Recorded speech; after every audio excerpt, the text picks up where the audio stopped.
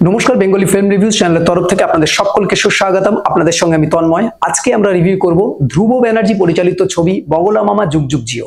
বগলা মামা যুগ যুগ জিও ছবিটি পুরোপুরি একটা ফ্যামিলি এন্টারটেইনিং ছবি। থ্রু আউট ছবি জুড়ে কিন্তু আনন্দ মজা এই নিয়ে ওভারঅল ছবি। এবার ছবিটির গল্পটা যদি ছোট করে বলি, আপনারা যারা ট্রেলার দেখেছেন বা টিজার দেখেছেন তারা মোটামুটি জানেন যে বগলা মামা হচ্ছে একটি থিয়েটার দল আছে, যার পাড়ায় একটা থিয়েটার দল। সেই থিয়েটার দলে একজন কর্ণধার এবং তাকে ঘিরে পাড়ার সবাই মিলে একটা থিয়েটার গ্রুপ খুলেছে এবং সেই গ্রুপে হঠাৎ করে এমন একটা থিয়েটারে বায়না আসে, সেই থিয়েটারে বায়নায় তাকে জিততে হবে, না হলে বিভিন্ন রকম সমস্যাগুলো, কি সমস্যাগুলো সেগুলো আমি বললে স্পয়লার হয়ে যাবে, বলবো না।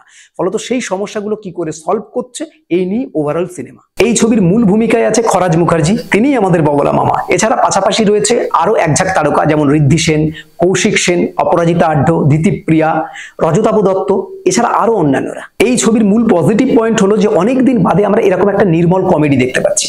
বিশ্বাস করুন, এতদিন ধরে যেভাবে সিরিয়াস মুডের ছবি আমরা দেখে আছি, তার মধ্যে এরকম একটা কমেডি পেলে না সত্যি মানুষ লুফে নেবে, এবং তাই হয়েছে। ওই জন্য 100টার বেশি হলও পেয়েছে এবং বেশ প্রথম দিনই কিন্তু বক্স অফিস ভালো করে ফেলেছে। এই ছবির মধ্যে একদিকে যেমন আমরা ভরপেট কমেডি পাবেন, তেমনি ইন্সপিরেশনও পাবেন প্রচুর জায়গায়।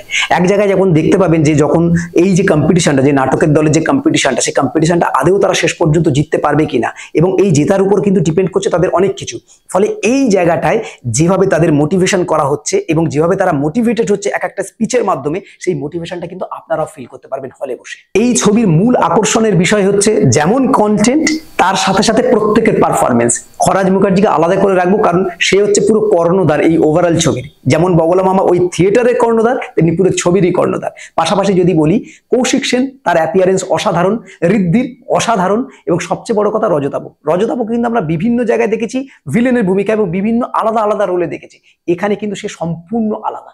তার জায়গায় তার যে ভিলেন এবং তার পাশাপাশি যে কমেডি, সেই জায়গাটা কিন্তু জাস্ট ফ্যাবুলাস, ফাটিয়ে দিয়েছে। বগলা মামা যুগ যুগ জিও এই ছবিটাকে যদি কেউ শুধুমাত্র কমেডি মনে করে, তাহলে কিন্তু ভুল হবে। কারণ এই ছবির মধ্যেও কিছু কিছু জায়গায় এমন হিউমার ব্যবহার করা হয়েছে যেগুলো আপনাকে ছোঁবে, এবং কিছু কিছু জায়গায় এমন কিছু ইমোশনাল দৃশ্য আছে যেগুলো দর্শককে কানেক্ট করবে। এবং অবশ্যই এই ছবিটির কিন্তু শেষ দিকটা, অর্থাৎ এন্ডিং পজিশনটা কিন্তু অবশ্যই মনে রাখতে হবে, কারণ এই জায়গাটা বেশ ভালো হয়েছে। সবচেয়ে বড় কথা হচ্ছে এই ছবির মধ্যে কোনো বেশি তেমন কোনো টুইস্ট নেই, কিন্তু শেষের দিকে এমন কিছু মোটিভেশনস রয়েছে যেগুলো কিন্তু দর্শক নিয়ে ফিরবে। এটা কিন্তু এই ছবির একটা বড় পজিটিভ পয়েন্ট। এবার যদি এই ছবির কিছু নেগেটিভ পয়েন্টের ক্ষেত্রে আসি, সেক্ষেত্রে বলতে হয়, দেখুন এই ছবিটি কিন্তু কোনো যুগান্তকারী কমেডি ফিল্ম এরম বলবো না, তবে প্রত্যেকের কাজগুলো ভালো হয়েছে এই কারণে, কারণ এখানে একটা দেওয়া নেওয়া আছে, সেই দেওয়া নেওয়াটা ঠিকঠাক হয়েছে বলেই কমেডিটা ওয়ার্ক করেছে। এবং দ্বিতীয়ত হচ্ছে, এই ছবির ফার্স্ট হাফটা কিন্তু সেই লেভেলের নয় যতটা সেকেন্ড হাফ। অর্থাৎ ফার্স্ট হাফটা দেখতে গিয়ে কোনো কোনো জায়গায় যারা কমেডি দেখতে অভ্যস্ত, তারা কিছু কিছু জায়গায় অনেকটা অ্যাকাস্টামড হয়ে যাবেন, মানে খুব একটা হাসি আপনাদের পাবে না।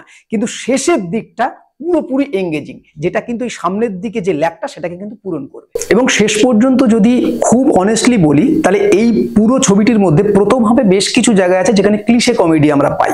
অর্থাৎ কমেডি মানে আমরা জানি যে ভুলভাল কিছু জিনিসগুলোকে তুলে ধরাটাই সেটা পরবর্তীকালে আমাদের সামনে কমেডি হয়ে যায়, কিন্তু সেটাও কতটা অথেন্টিক্যালি, কতটা লজিক্যালি হচ্ছে, এবং সেটা দেওয়া নেওয়াটা কতটা সুন্দর হচ্ছে, তার উপরে ডিপেন্ড করে। তো কিছু কিছু জায়গায় একটু জোর করে হাসানোর প্রবণতা আছে বলে মনে হয়, এটা আমার ব্যক্তিগত মনে হয়েছে, অনেকে নাও মনে হতে পারে। কিন্তু ওভারঅল যে সিনেমাটা, সেটা কিন্তু ভালো।